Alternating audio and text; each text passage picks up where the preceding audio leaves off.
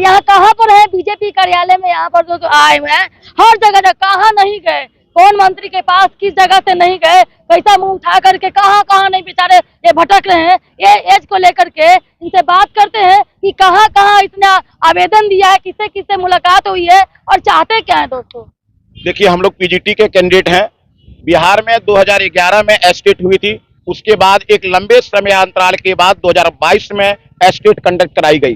उसके बाद ऐसा हाईकोर्ट का आदेश था कि इन लोगों को एस्टेट के बाद इन लोगों को शिक्षक बना दिया जाए। उसके बाद बीपीएससी द्वारा एग्जाम कंडक्ट कराई गई और बीपीएससी द्वारा जब एग्जाम कंडक्ट कराई गई तो ऐसा कहा गया था कि प्रत्येक कैंडिडेट को कम से कम 3 बार एग्जाम में बैठने का मौका मिलेगा। लेकिन हम लोग प्रथम बार जब एग्जाम में बैठे उसके बाद ही ओवरेज में चले गए। हालांकि और जितने भी सब्जेक्ट कुछ विषय वाले ऐसे हैं जो सेकंड में भी उनको कुछ छूट दी गई थी, लेकिन हम कॉमर्स वाले को प्रथम संवर्ग में छूट दिया गया और प्रथम संवर्ग के बाद ही हम लोग ओवरेज में चले गए।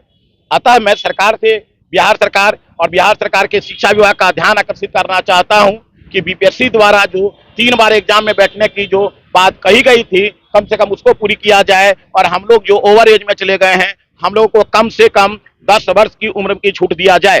फॉर्म भरने की कल अंतिम तिथि है। विलंब शुल्क के साथ 24 और 25 को फॉर्म भरानी है। अतः मैं सरकार से विनती करता हूं, दरखास्त करता हूं, गुजारिश करता हूं कि हम लोगों को कल फॉर्म भरने का मौका दिया जाए, उम्र में छूट प्रदान किया जाए ताकि हम लोगों का जिंदगी अंधकारमय होने से बच सके। अन्यथा हम लोग सड़क पर आ जाएंगे और हम लोग के पास जीने की अब कोई उपाय नहीं है। हम लोगों ने इंटर किया, बीए किया, एमए किया, एस्टेट पास किया। बीपीएससी द्वारा जो एग्जाम कंडक्ट कराई गई थी वहां तक हम लोगों ने क्वालिफाइंग मार्क्स भी पार किया, लेकिन हम लोग कट ऑफ मार्क्स में सभी कैंडिडेट 1 या 2 मार्क्स से छूट गए थे। उसके बाद हम लोगों को लगा कि अगली बार एग्जाम बैठेंगे तो हम लोग की पूरी कर लेंगे, लेकिन हम लोग कुछ कैंडिडेट पहली बार और कुछ कैंडिडेट दूसरी बार एग्जाम देने के बाद ओवरेज में चले गए। अतः मैं अपनी बात को ये कहना चाहता हूं, मेरा निष्कर्ष यही है कि मैं सरकार से आग्रह करना चाहता हूं कि हम लोगों को उम्र सीमा में 10 वर्ष की छूट प्रदान किया जाए ताकि जो कि प्रथम संवर्ग में दिया गया था ताकि हम लोगों को मिला था और लोगों को रिलैक्सेशन मिला था ओवरेज के। टीआरई 2 में भी बहुत सारे कैंडिडेट को मिला था 4 वर्ष और 10 वर्ष का छूट मिला था। जो हिस्ट्री यानी सोशल साइंस में 4-5 वाले सब लोग हैं। नहीं हिस्ट्री हम अलग अलग स्ट्रीम के हैं। हाँ, जैसे हम हिस्ट्री में है, मेरा जैसे हम लोगों को 4 साल का छूट दिया था। अभी मेरा 4 साल पूरा नहीं है। मैं अभी फर्स्ट बार बैठा था, उसमें भी मेरा 1 नंबर से छूट गया। जैसे 59 पर उठाया था, मेरा 58 था, नहीं हुआ। सप्लीमेंट्री रिजल्ट भी इन लोग नहीं दिया, जिसके चलते आज जब हम फार्म भरने गए तो 37 पर सरकार भी तो किए है ना कि टीआरई 1-2 में उसे हम जानते हैं कि गड़बड़ी थोड़ी हुई है। जब उस एथी को सूचना को पढ़ा तो 1/8/2023 दर्शाया गया है कि यही जन्म तिथि इसी से गणना किया जाएगा। जबकि 22 का है, TR2 का, TR3 का भी 1/8/2022 से है, लेकिन पहले उसमें लिखा हुआ था कि फलना सब्जेक्ट के लिए, जैसे हिस्ट्री हो गया, इकोनॉमिक्स हो गया, भूगोल हो गया, ये फलना सब्जेक्ट के लिए 4 साल का छूट, जबकि उसका 19 में एथी नहीं हुआ था, एस्टेट का बहाली नहीं हुआ था, फॉर्म नहीं भराया था, परीक्षा नहीं हुआ था। 22 में हुआ तब तक बीपीएससी आया तो उसमें जो फॉर्म जो भरने के समय हम लोग जब कंप्यूटर खोलते थे तो उस पे दिया हुआ था कि हिस्ट्री, भूगोल, इतिहास के लिए, ये सब सब्जेक्टों के लिए 4-5 सब्जेक्ट था, उन लोगों के लिए 4 साल की छूट दी जा रही है। उसके बाद ओबीसी जो 11 वाले हैं उनके लिए 10 साल की छूट दी गई थी, लेकिन इस बार बहुत लड़कों का सप्लीमेंट्री रिजल्ट भी नहीं दिया गया, एज में भी छूट नहीं दिया। कहाँ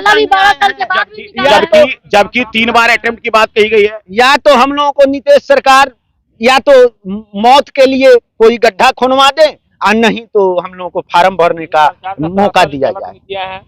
ये सरकार की नीतियाँ ये लगता है कि स्टेट में बोला जाता है कि आपको सर्टिफिकेट का लाइफ टाइम वैल्यू है और आप चाहते हैं कि यही लिमिट में आपको एक बार नहीं छूट मिलता है। ये तो 2011 में स्टार्ट हुआ, 11 के बाद 23 में हुआ, 12 साल के बाद हुआ, कम से कम 12 साल में एक बार ही इसको छूट मिला। चाहता है कि स्टेट का आपका लाइफ टाइम वैल्यू है। इसका मतलब ये सरकार की नीतियाँ जो है हम लोगों के साथ छलावा है। हम लोग पास होल्डर स्टेट पास होल्डर हैं और उसके बावजूद भी कि ये बार ही छूट मिला बीपीएससी TR1 में। और टीआर 2 में कुछ संबंधित विषय को छूट मिला, लेकिन कॉमर्स को छूट नहीं मिला। मतलब कि आप लोग का निचोड़ यही है कि करो या मरो, यानी कि एज में 10 साल का डिरेक्शन छूट दो और नहीं तो हम कुछ भी करने के लिए हम तैयार है, क्योंकि न घर के है न घाट के, हम क्या करे तो करे क्या। और नहीं गए मैडम, बहुत जगह जैसे हाँ, सम्राट चौधरी के क्वार्टर पर गए, उसके बाद चौधरी के पास गए, सबसे बड़ा दुख की बात ये है। सब किसी के पास जा रहे हैं एप्लीकेशन, कोई सुनवाई नहीं हो रहा है। कौन सुनेगा, अभी कौन विधानसभा सुनेगा? की हम सत्र चल रही है, अभी अंगरक्षक को छोड़कर किनके पीए से भी हमारी मुलाकात नहीं हो पाई। हम लोगों ने सभी गणमान्य नेता के यहाँ गए, लेकिन उनके अंगरक्षक से बात हुई, अंदर एप्लीकेशन भी हम लोग का स्वीकार नहीं किया गया है।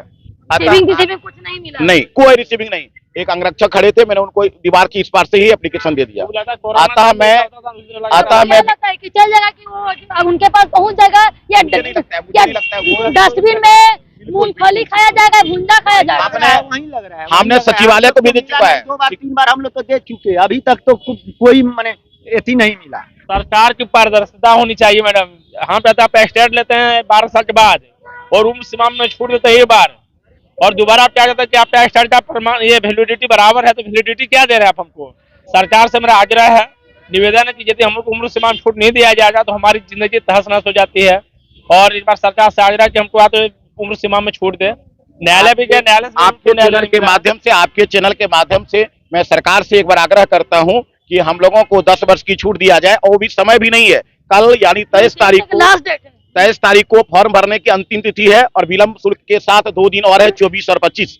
यदि कल कोई डिसीजन नहीं लिया गया, सरकार के द्वारा अगर कोई निर्णय नहीं लिया गया, तो हम लोगों की जिंदगी अब बेकार हो जाएगी, और हम लोग अपने जीवन से संबंधित कोई भी कदम उठाने के लिए अब बाध्य हो गए हैं। जब हमारे पास अब कोई रोजी रोजगार ही नहीं बचेगा तो हम लोग क्या करेंगे। इसलिए आता सरकार से मैं शिक्षा विभाग का एक बार ध्यान आकर्षित करना चाहता हूं। मैंने बीपीएससी कार्यालय में जाकर मिला, वहां हमारी मुलाकात कुंदन सर से भी। हर जगह आपने गया, हर जगह न्यूज मैंने भी लिया कि हर कहाँ नहीं भटके, हर जगह भटक रहे हैं, लेकिन कम से कम कुछ तो आश्वासन मिला है कि नहीं। अगर यदि ऐसा नहीं हुआ तो हम लोग अब उग्र आंदोलन करने के लिए बाध्य हो जाएंगे। फिर हम लोग गर्दनी बागी, आज जो सरकार जो करती है, हम लोग पढ़े लिखे लोग हैं, हम लोग शिक्षित लोग हैं, हम लोग किसी कोई बिजनेस का संगठन नहीं है जो हम लोग रोड पर उतर जाएंगे। हम लोग पीजीटी टीचर के अभ्यर्थी हैं, हम लोग मास्टर डिग्री पास किए हैं, तो हम लोगों को ऐसा रोड पर उतरना अच्छा शोभा नहीं देगा। लोग कहेंगे कि शिक्षक अभ्यर्थी हैं ये। इसलिए हम लोग सरकार के साथ आग्रह करता हूं, दोनों हाथ जोड़कर मैं प्रणाम करता हूं कि हम लोगों को 10 वर्ष की उम्र में रियायत दिया जाए, ताकि 23 तारीख यानी कल हम लोगों का फॉर्म भरा जाए। और फॉर्म भरने का 2 दिन विलंब शुल्क के साथ और है, 24 और 25। लेकिन फॉर्म भरने का जो अंतिम तिथि है वो कल ही माना जा रहा है।